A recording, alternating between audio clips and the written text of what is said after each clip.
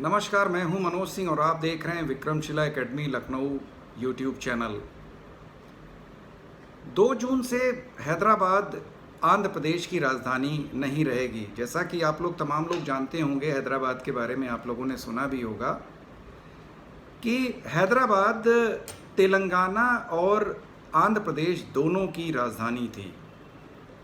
जब आंध्र प्रदेश 2 हिस्सों में बटा था, तेलंगाना और आंध्र प्रदेश में, तो उस समय तय हुआ था कि जब तक आंध्र प्रदेश की नई राजधानी नहीं बन जाती है तब तक 10 साल तक दोनों संयुक्त राजधानी से काम चलाएंगे, हैदराबाद से। और ये 10 साल की जो मियाद थी,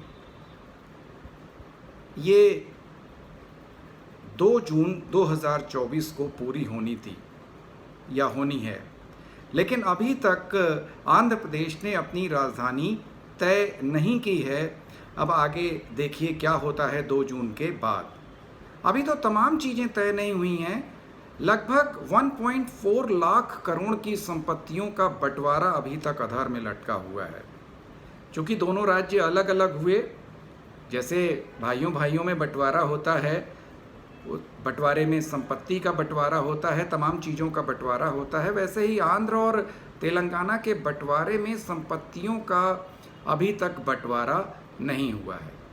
जैसा कि मैंने बताया आप लोगों को कि 10 साल पहले ये दोनों अलग हुए थे, अलग राज्य बनाए गए थे। आंध्र प्रदेश पुनर्गठन कानून के द्वारा 1 मार्च 2014 को ये दोनों राज्य अस्तित्व में आए थे और तभी ये हुआ था कि भाई 10 साल तक हैदराबाद इन दोनों की ज्वाइंट कैपिटल रहे। बाद में चंद्रबाबू नायडू ने घोषणा की थी कि अमरावती जो है वो आइडियल पोजीशन पर है और आंध्र प्रदेश की राजधानी अमरावती रहेगी। लेकिन 2019 में विधानसभा के चुनाव हुए और जगन मोहन रेड्डी आंध्र प्रदेश के नए मुख्यमंत्री बने। जगन मोहन रेड्डी ने आते ही नया शिगुफा छोड़ा कि हम राजधानी निर्माण में विकेंद्रीकरण करेंगे, यानी हम 3 अलग अलग जगहों को हम राजधानी के रूप में स्थापित करेंगे, जिससे कि पूरे आंध्र प्रदेश पर बेहतर नियंत्रण स्थापित किया जाए। अभी तक भारत में ऐसा नहीं था कि किसी राज्य की 3 राजधानियां हों और इसी के साथ विवाद शुरू हो गया।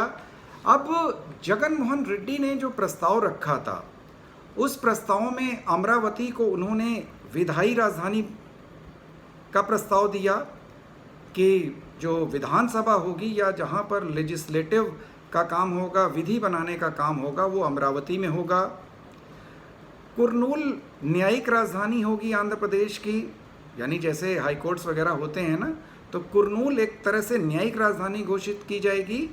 और विशाखापट्टनम कार्यकारी राजधानी होगी, यानी एग्जीक्यूटिव कैपिटल होगी।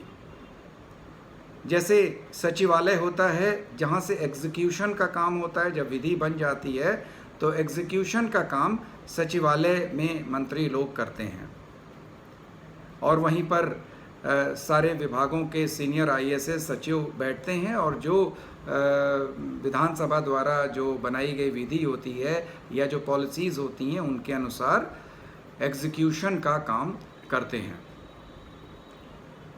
तो ये जो जगन मोहन रेड्डी का जो नया शिगुफा था 3 राजधानियों का, ये पहुंच गया सुप्रीम कोर्ट में और सुप्रीम कोर्ट में अभी तक ये मामला लंबित है कि क्या किसी राज्य की 3 राजधानियां हो सकती हैं या विकेंद्रीकरण के नाम पर सत्ता के 3 केंद्र या 3 स्थान हो सकते हैं या नहीं। क्योंकि भारत में अभी तक ऐसा कभी नहीं हुआ। लेकिन इसी बीच जो 10 साल की जो मियाद थी वो ख़त्म हो रही है 2 जून को। अब 2 जून के बाद किस तरह की वैधानिक स्थितियां रहेंगी आंध्र प्रदेश को चलाने के लिए, क्योंकि तेलंगाना तो कहेगा कि भाई ये हमारी कैपिटल है हैदराबाद, यहाँ पर नियंत्रण हमारा रहेगा, हम क्यों किसी अलग हुए राज्य कि शासन सत्ता को अब हम यहाँ से चलाने देंगे। इधर समस्या संपत्ति के बंटवारे को भी लेकर के अभी चली रही है। 10 साल में ये तय नहीं हो पाया कि ये बंटवारा किस तरीके से सरल तरीके से हो सके। 1.4 लाख करोड़ का बहुत बड़ी संपत्ति है जो दोनों राज्यों में बंटनी है। तो इस वीडियो में ये महत्वपूर्ण खबर, अगले वीडियो में हम लोग फिर से किसी नए मुद्दे पर चर्चा करेंगे। आपसे अनुरोध है कि Vikramshila academy Lucknow YouTube channel को अधिक से अधिक सब्सक्राइब करें, लाइक करें और शेयर करें। नमस्कार, जय हिंद, जय भारत।